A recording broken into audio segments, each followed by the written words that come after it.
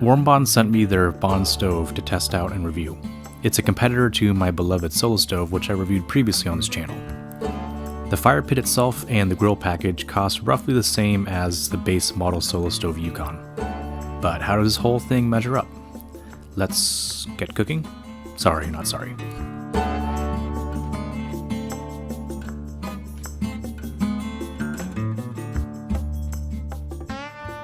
The Bond stove arrives in one non-baby safe package. Some assembly is required, starting with the bottom heat shield.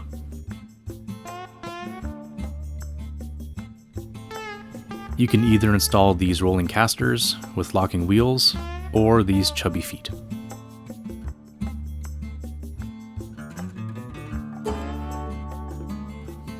The first thing to go inside is the ash pan, followed by the vented grate. Then the top piece of the chamber, and cast iron grill if you're cooking. The pit comes with leather gloves, a fire pokey tool, and fire starter rings. And the grill package comes with these cooking utensils. Surprisingly, no spatula. But they do give you tongs, some cooking sticks, and a mean-looking fork.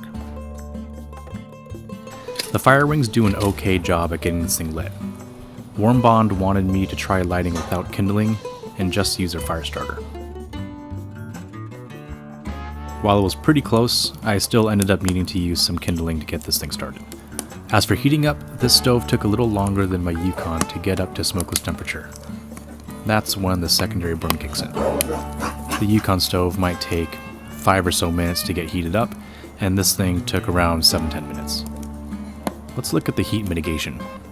I was able to keep my hand under the heat shield without any discomfort. So I'd say it's probably safe to have on your deck, and it didn't leave any scorch marks on my grass.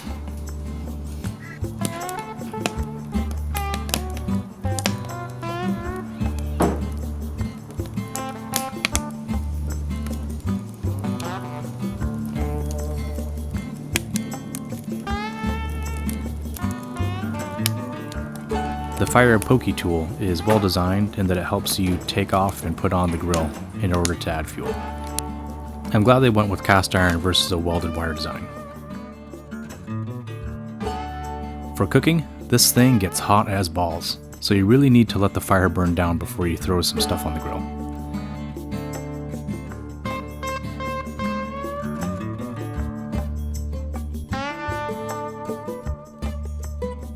I'd consider these prawns charred and good to eat, but another 10 seconds or so and these would be burnt.